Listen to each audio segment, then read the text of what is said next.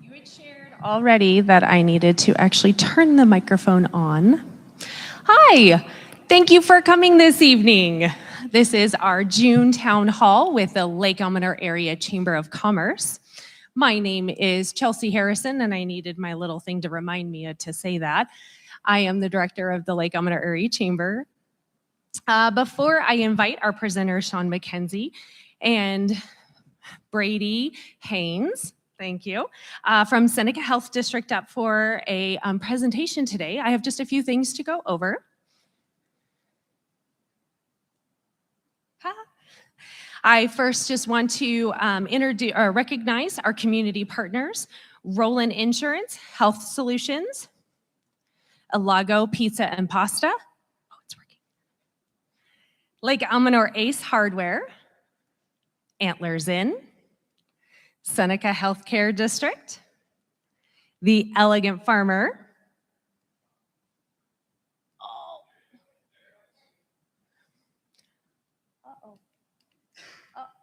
okay, we're gonna take a pause actually, and I grabbed the wrong presentation. So we'll finish out with our community partners, which is Elegant Farmer, Collins Pine Company, and Ayub's Intermountain Hardware. And I do want to congratulate them on their 80th year anniversary this year. So pause for a moment.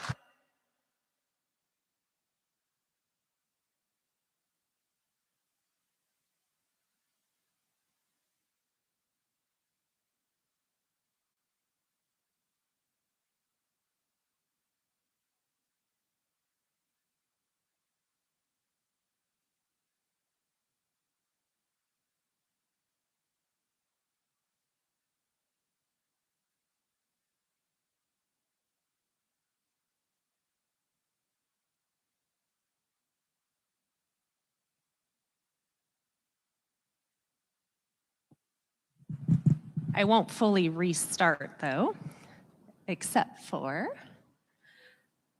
thank you community partners, really appreciate your investment. All right, and at this time I would also like to thank our Lake Almanor Area Chamber Board. and with Douglas Brower, Chrissy Chase, Mary Lilly, Darren Gilbert, and Ryan Kahornick. Okay, so it's a little sensitive, and I apologize, so the clicker wants to bounce a little fast. And so at this time, we are at renewal stage, so I do want to welcome our renewals coming in and then also encourage anyone who is interested in investing in the Chamber and looking to be a part of our organization. So we may continue our community investment as well as our economic development. Yep, a little sensitive. So we also provide a Wednesday e-newsletter. So if you are ever interested in submitting any articles, you may do that at info@lakealmanor.area.com. What we have coming up here in the very near future is our 4th of July around the lake, and I said around the corner. The parade registration is open, and we are very excited because we have gained quite a few new registrants this year. And then I also would like to introduce that this year's Grand Marshal is Sherry McIntyre, as has spent decades making Chester and Lake Almanor area a better place to live, work, and play. From Girl Scouts to Little League to PTA, boosters, youth sports, Rotary leadership programs, the duck race, Midsummer Madness, which we'd love to bring back, Memorial Day weekend craft fair, and countless community projects. Sherry has always been the first to volunteer and last to leave. Some people collect hobbies. Sherry collects community service hours. Please join us in thanking and celebrating Sherry McIntyre for her years of dedication, leadership, and unwavering commitment to our community. Congratulations and enjoy the ride, if that doesn't give you a hint, for her parade entry. You have certainly earned it.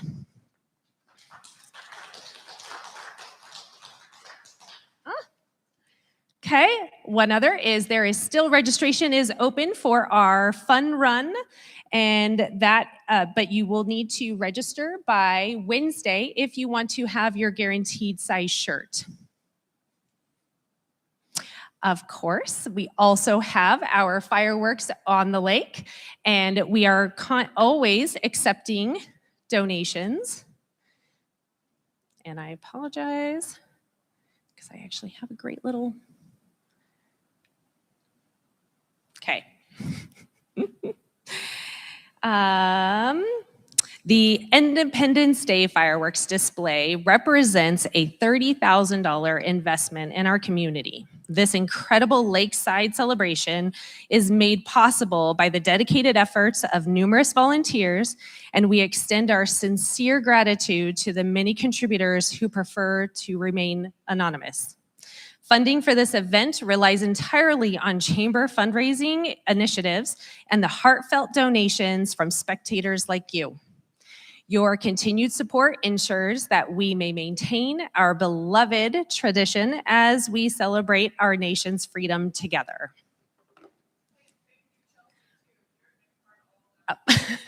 Well, it's actually a lot of organization before me. I just get to continue that. Okay, so here are a few community updates coming up to mark your calendars for. Tomorrow night is going to be our continued discussion on the town center improvements. This will be at the Chamber office, and the county will be there with maps. So if you are interested in marking that up on some of your ideas, this is where you want to be tomorrow at 4:30. The Main Street merchants have come together and have collaborated to come up with this new event. This is August 7th from 4 to 7. There are some also postcards over here at the entry if you're interested in grabbing one. All these Main Street merchants will be open late, and it will be a nice little food and wine event and a whole lot of shopping. Next is Something is Stirring. Watch for more details on our new event for the end of September. Are you the next Almanor Boss Hog? Okay, in October 18th, we will be having our NFL golf tournament with Bailey Creek Golf Course.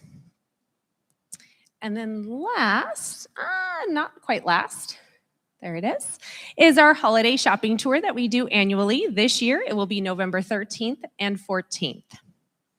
Now, it is my pleasure to welcome Sean McKenzie and Brady Haynes from Seneca Healthcare District to the stage for their wonderful update. Thank you. Thank you, Chelsea.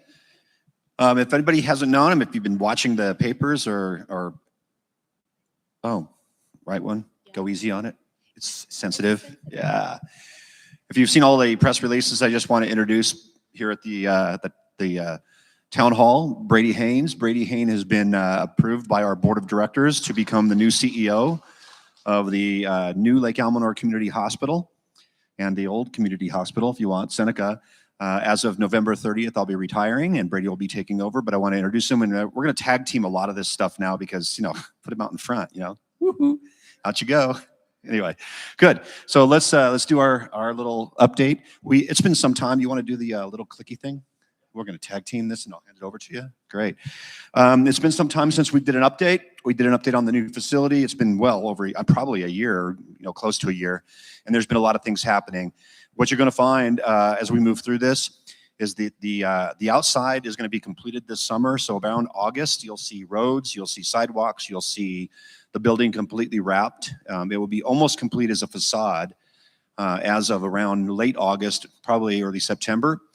And then we're trying to energize the building in November of this year. So bring up the power and that way we can put all of our new equipment in there, have it tested. The goal here, and it's probably gonna be on here in a minute, the goal here is to get our keys.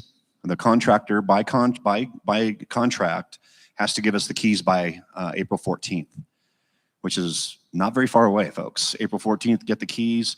And then we have a couple months of staffing and stocking, working with the state to license the new facility. So that can take up to 100 days. They have up to 100 days, although we're kind of talking to them now and see if we can do it much sooner than that. But I think, and once again, I'm Pollyanna about this stuff, by this time next year, we'll be seeing first patient and maybe even earlier. But that's my premonition. But Brady's going to be in charge of all that, so it's not going to matter. Okay, let's do this thing. So the new hospital's coming. Our mission, obviously our mission to Seneca, go ahead. Is to provide care to you. This new hospital is going to provide such a change in the way that we deliver care. There's so many new opportunities. The technology, the building, the environment itself is just going to lend us to all kinds of programmatic development, which Brady is doing, and Chelsea in the back is doing a lot of programmatic development. I'm going to let Brady kind of talk about the new physicians that we have now and thoughts about ones that could be coming as a priority for programming the new facility. The big one for us is the OR. Our current OR, you can't really do much with, but our coming OR is state of the art. So we'll be doing a lot more surgical intervention and things to that effect here in the new facility. But from a timeline perspective, keep going. Oh, I just want to show you, let's back up. This is the new building, the new front of the building. We did a lot of big timber, and I'm hoping sometime in the fall that we're going to be able to do see your money at work and do a complete walk around of the facility because it's pretty impressive. It really is, and by that time it'll be very, very much down the path of finishing. This is the main entrance. You can see that. Keep going. Around the building, you see this stuff called green girt. All this stuff's called green girt, and what happens is that's the last layer. So they put some insulation in between that stuff, and then they put the hardy board or the final outside appearance or the plywood or the hardy board, they call it hardy board, the wrapping on this facility. And that's starting actually this right over here, but we have a picture here coming up of what the building's going to look like right there. So that's the actual color of the building. That's the hardy board over the top of the green girt. And then it's going to be, woo, green girt. Let's go back. It's going to be this color. So this is going to be the outside facade. It's kind of the darker blue and the gray. And then down below there on the very, very bottom, you see it's all ready for this. We're going to have our stone. Our stone's already going in on the long-term care side. So they're kind of wrapping this thing sequentially. They just follow each other around. So the outside is going to be very, very complete. Once again, in August, I've been told that we'll be paving sidewalk or putting sidewalks in, paving roads, paving the parking lots. So it's going to look very, very finished. I saw a landscaping truck roll up today. Good, because a good time. Let's get some landscaping going. So this thing literally, by the time fall comes, is going to be nearly complete on the outside as far as the facade. On the inside, I can tell you drywall is going up like crazy. So now they're actually starting to close in the walls. All the rough in's been done. So the electrical, the plumbing, the air gases, and everything's been done on the north side, and they're starting to completely wrap that thing and put the drywall up, starting to look like a completed building inside as well. And by October, November, we'll have a building that's going to be very, very, very well shelled out, all the rooms, energize it, start putting the final touches on it. Okay, so that's our rock. Keep going. And you can see the rock is actually put in all along the long-term care, which is the building that you can see when you first come in past the clinic. That's the first building you see is the long-term care. A little bit of trivia, just that building right there, a little bit of knowledge, that building right there is bigger than our entire hospital, current hospital. So just the long-term care is a little larger than our entire existing facility. Okay, good, keep going. Big things, expanded emergency department. We're going to a 5-room emergency department with a trauma bay. So we actually have a resuscitation area, large building, room, right across from the nurses station. So our ER is going to change and transform completely. It's going to have its own entrance so that you don't have to go through one entrance. If you have an emergency, you go to the emergency room entrance. If you're coming in for outpatient or surgery or visitation, you come in the main entrance. So they keep them separated. That's the way it should be. Right now, everybody just funnels in the front door, and we figure out where you're going to go when you get there. But we're going to change that from a workflow perspective. Our lab is going to be laboratory says increased surgical capacity. Okay, well, not. Our surgery is going to be completely different. We talked about that. We have a procedure room and an OR suite. They are different. They are different. And when we talk about OR suite, Brady, I'll let you kind of tell them what we're thinking about in there. The laboratory, we got a grant. Thank you to Chelsea. We received a grant to pay for all brand new lab equipment. So we'll have brand new imaging equipment, brand new lab equipment, and a lot of our stuff. Very little is actually going over from the old facility. It's just the stuff that we've either purchased new and can go over there. It's it's transitory, or any of the big stuff. The inpatient rooms are much different. I mean, they're beautiful. They're big, large. You're gonna like it. You're gonna like it. Trust me. You're gonna like this. Keep going. What about program? Didn't we go back to program? Keep back. That's it? You want to talk about program? Here you go, Brady. So currently let's talk surgical programs. So currently we do outpatient procedures. We do them every week and all of that. And it's a combination between procedures and surgical procedures. So we have surgeons that do both, and so we go back and forth. When we get into this facility in this OR, I'll get some technical stuff, the airflow in this OR can do broader spectrums of surgical procedures like total joints and stuff like that. So that's what we're shooting for, and we are in the process of recruiting physicians that do those procedures so that we can bring a broader spectrum of orthopedic surgery up to this area. And in the past, we have had it. So that's one thing that is with this new OR, is gonna help expand services. You've probably seen the announcement, I think last week, Dr. Simon has arrived. She is a women's health physician. She's a GYN trained. And so there'll be many things that Chelsea will be putting out of the scope of practice that she'll have. Some of that is surgical and procedural type procedures and in the clinic. So that's gonna help a big population, as most of you know, that when we look at our demographics up here, there's a large population of people that would need those services. So that's big for the community.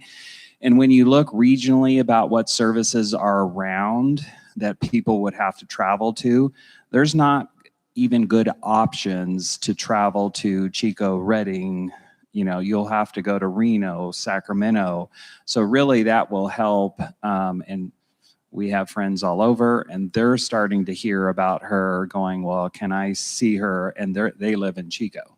So that's big. The other service before we get to next summer when we open the hospital, we have cardiology. We have a cardiologist that helps us with reads, but we're going to expand those services probably springtime, summertime. So the whole goal is, as the new hospital gets delivered, we have the services in tandem opening up. So by the time it opens up, we have a lot more services for our communities. And a lot of those things are on its way. And that's kind of the strategic game plan that we have, direction from our board, but also from our community members. We can see what we send out. And so what we're looking at is the highest volume referrals that we send out to try to bring those services here so that you don't have to travel far. So that's expanded services from a surgical perspective. On the part of the surgical perspective is clinical wise. So in your clinic, you have to have those providers doing, either a weekly clinic, monthly clinic. And so you'll probably see announcements prior to the surgical side because they first start clinicking. And so Dr. Simon is a good example. Tomorrow is our first day seeing patients. So, and we're getting a lot of people inquiring, so which is good. Yeah, podiatry was, so about 4 months ago, we worked with Quincy and we recruited Dr. Martinez, a new podiatrist. And he started off really well. And, oh, there we go. Oh, hey, thanks. Okay. So yeah, podiatry. So that's something that, he does from basically ankle and foot down, and he also does surgical. So you'll see him in the clinic, you'll see him in surgery. A lot of people, have issues with their feet. So he is very busy right off the get-go. So that was another expanded services. Now, this is a service, so the swing bed program is a service that we've had for a while, but we've just recruited, so for a swing bed program, you have to have a PT. So we have Steve Brown, does a great job. He does mainly outpatient, and we needed another PT to help us with the inpatient. And so we've recruited Lori about 8 months ago, I think it was. And so now this program, and what this means is, if you get a procedure done in Chico and you're not quite ready to go home, but you're not needing a full acute facility, you come back to your home. The PT helps you with a few things, and you can stay from 10 days to 30 days just to get you quite ready to go home, and that's called the swing program. So that one is actually up and running, has been for about 4 months, is doing well. And we talked about women's health, because as I'm reminded, that's very important. So that's a big service. And yeah, where are we at here? No, swing bed, yep. So the other things we have, cardiology, like I talked about, that's new hospital lab equipment. Okay. Yeah. So it wasn't me, just so everybody knows. No, cardiology is probably the next thing that our community needs. And so our goal is spring to summer of next year is we're working with a couple of cardiologists that want to come do clinic up here. So we can see that in the referrals. That's pretty important to keep us on there. There's a couple other programs. There's a rural healthcare transformation fund that we're working, that the state has, and there's a couple of programs that we're trying to put in for those grants. Some of it is mammography. We're working on a mobile MRI that's more expanded than what we currently have. So we have a couple other things that we're looking for grants for.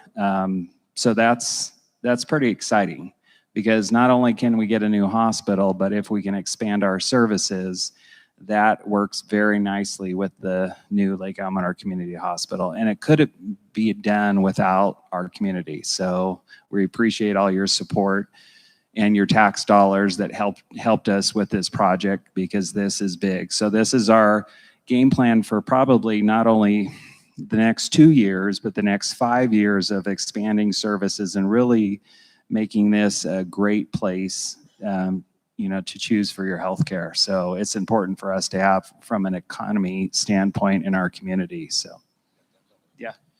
Yeah, the hospital is a cornerstone. We will, with the environment that we're building, the new facility, we are going to become very regional.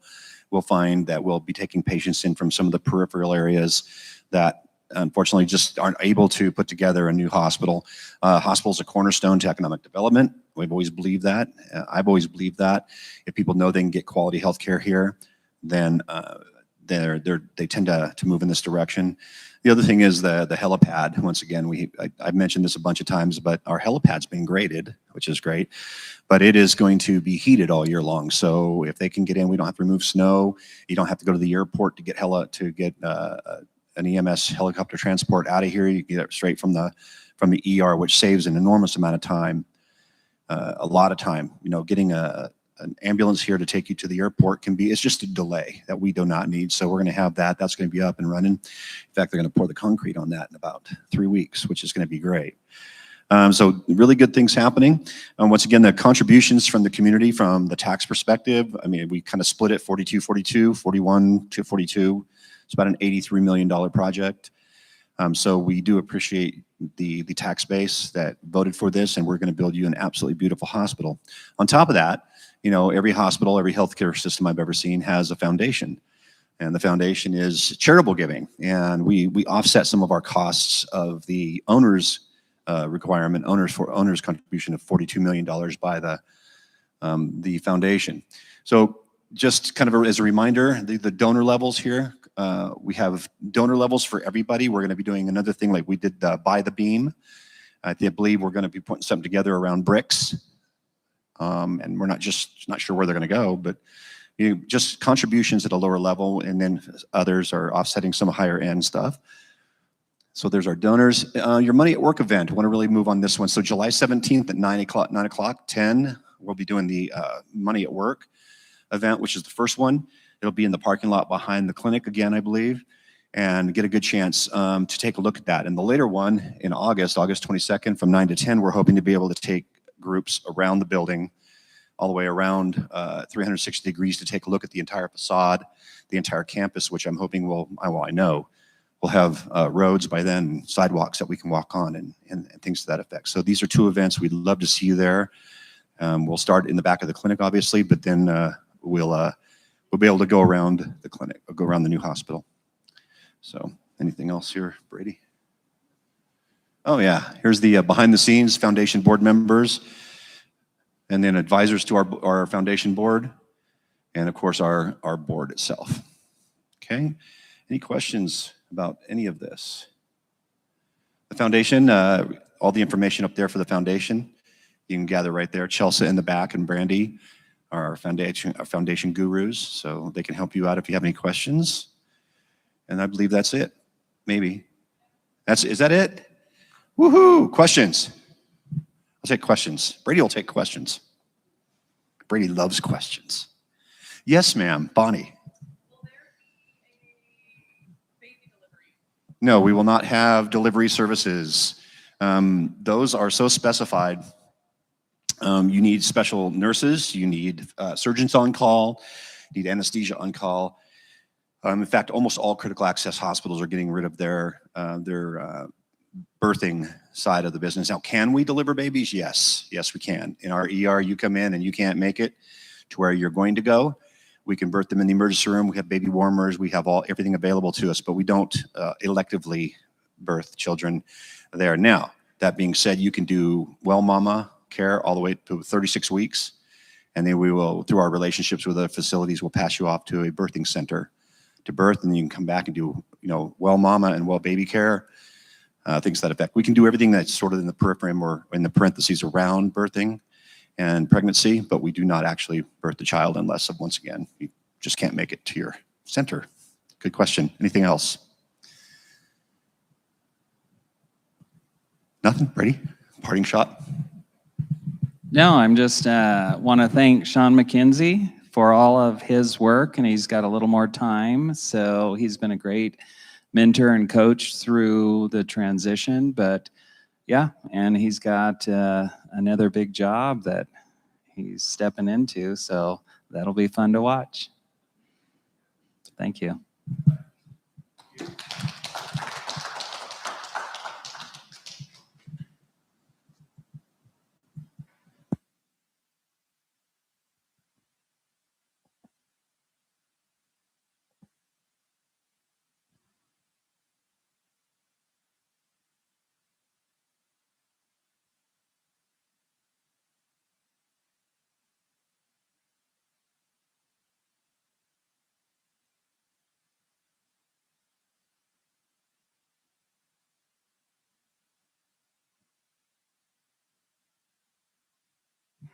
Is this on now? Oh, yeah.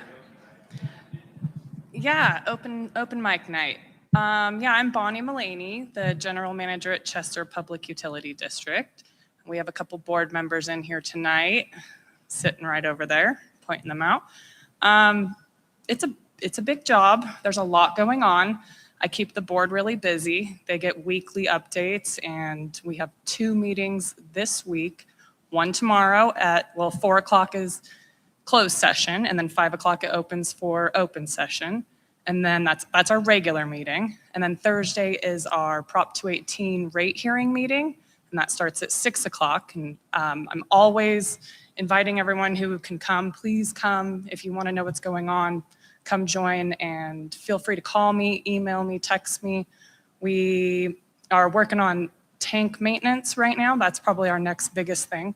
Our water tanks, they have some pretty serious corrosion, and we're doing a RFP to put it out to bid and decide who we're going to pick for a company to come do our maintenance.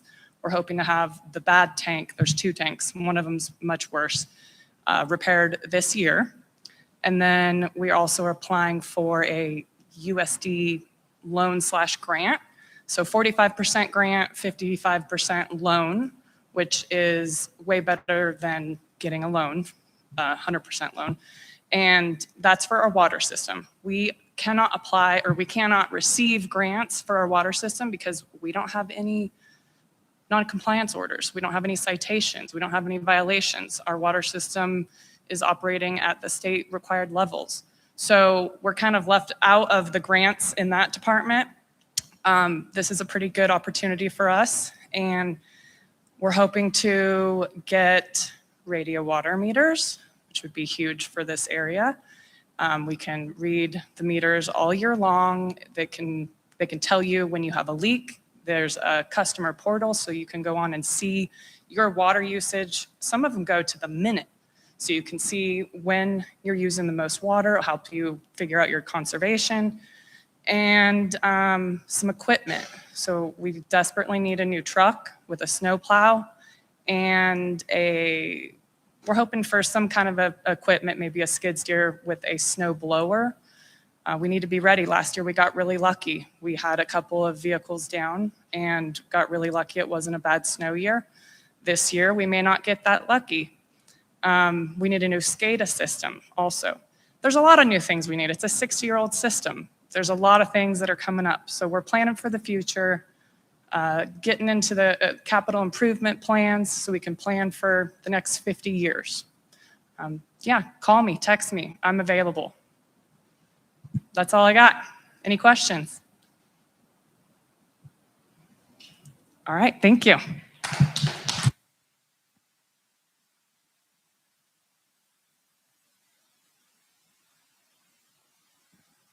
All right, is there any more open mic?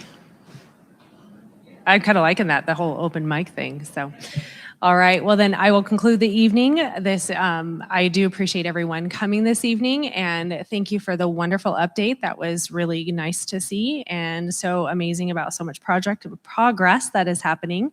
And thank you, Bonnie, for coming, and I appreciate you sharing all your information. So we look forward to seeing everybody at our next events, and I'm sure everybody here for 4th of July. Thank you and have a great evening.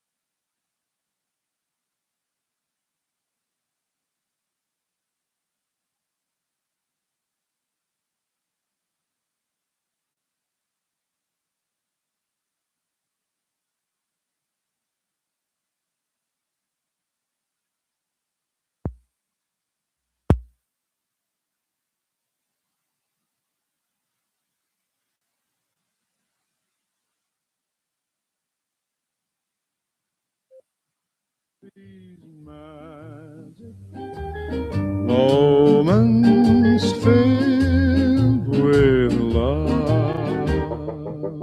The way that we cheered whenever our team was scoring a touchdown. The time that the floor fell out of my car when I put the clutch down. The penny arcade, the games that we played, the fun and the prizes. The Halloween hop when everyone came in funny disguises. Magic moments filled with love.